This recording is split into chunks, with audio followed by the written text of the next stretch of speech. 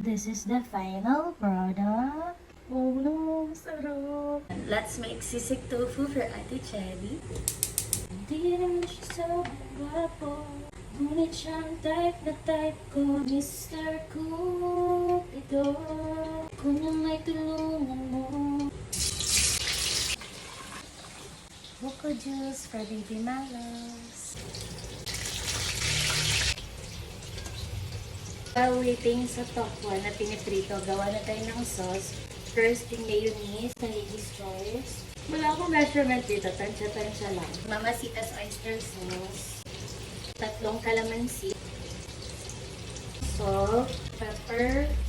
Haluin natin. Tapos, adjust na lang ng lasa kung anong gusto nyo. Kung maalat, matamis. Ay, hindi ako pwede maglagay ng sili kasi bawal yung maanghang.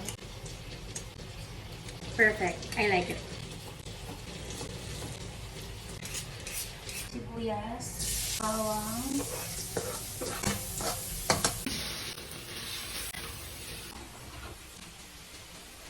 salt, pepper. Let's put the tokwa sauce na ginawa ko.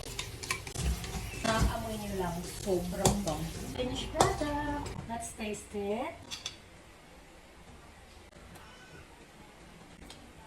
Masarap. Siyempre, luto ko to. Tada!